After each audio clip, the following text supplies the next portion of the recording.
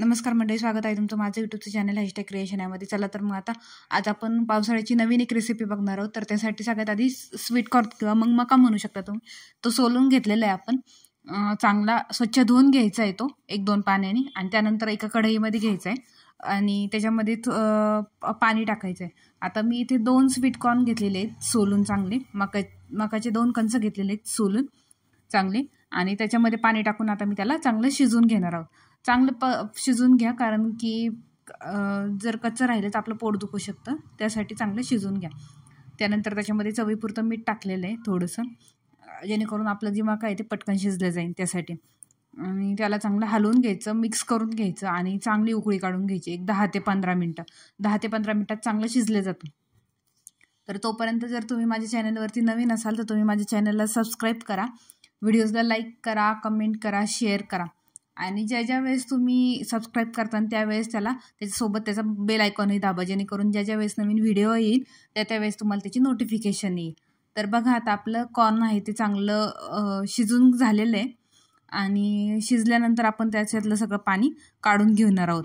आता पाणी काढून घेतलेलं आहे त्यातलं सगळं, आणि परत एकदा कढईमध्ये टाकलेलं आहे. कढईमध्ये टाकून त्याच्यामध्ये थोडंसं तूप टाकायचं आहे आणि त्याला चांगलं परतून घ्यायचं आहे, जेणेकरून त्याची टेस्ट आणखी वाढती तुपामध्ये परतून घेतल्यावरती. त्यासाठी आता बघा, आम्ही कढईमध्ये काढलं आणि त्याच्यामध्ये थोडंसं तूप टाकते. तुपाने टेस्ट खूप छान लागते. तूप किंवा मग बटर वापरा शक्यतो, आणि जर नसेल तर तुम्ही तेल पण टाकू शकता, किंवा मग नुसतं तसंच जरी घेतलं शिजल्यानंतर तरी पण चालेल, त्याने पण छान लागतं. पण असं परतल्यावरती जरा टेस्ट त्याची आणखी वाढते, त्यासाठी मग परतून घ्यायचं. तर जास्त वेळ नाही, 5 ते 10 मिनटं परतलं की ते छान असं थोडंसं कडक कडक होतं. तर तोपर्यंतच फक्त चांगलं परतून घ्यायचं आहे. आता पावसाळ्यामध्ये आपण ज्यावेळेस बाहेर फिरायला जातो थंड हवेच्या ठिकाणी, पाण्याच्या ठिकाणी, त्यावेळेस तुम्ही हे कॉर्न चाट नक्की बघितला असेल, तर तुम्हाला आवडतही असेल. आणि तर बघा, आता चांगलं परतून घेतलेलं आहे मी, ते एका बाउलमध्ये काढलं. त्यानंतर त्याच्यामध्ये 1 कांदा घातलेला आहे मीडियम साईजचा, 1 टोमॅटो घातलेला आहे मीडियम साईजचा कट करून, आणि ते सगळं घातल्यानंतर त्याच्यामध्ये थोडीशी कोथिंबीर पण टाकलेली आहे.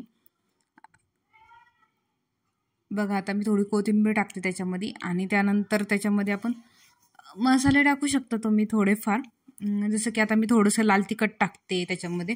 थोडंसंच टाका, ठसका लागण्याची शक्यता असते. 1 पाव चमचा एवढंच टाका, जास्त नका टाकू, जर जास्त झालं तर ठसका लागू शकतो त्यासाठी. त्यानंतर थोडंसं मीठ टाकते, पण लक्षात घ्या, आपण सगळ्यात आधी कॉर्न शिजवताना पण आपण मीठ टाकलं होतं, त्याच्यामुळे थोडंसं बेतानेच मीठ टाका, त्याच्यामध्ये जास्त काही मीठ टाकू नका. त्यानंतर याच्यामध्ये तुम्ही चाट मसाला पण टाकू शकता, म्हणजे टाका, त्यांनी टेस्ट आणखी छान लागेल त्यासाठी. तर माझ्याकडे काही नव्हतं, मग मी तो स्किप केला. त्यानंतर लिंबू होतं, तर लिंबू पिळून घेतलं त्याच्यामध्ये.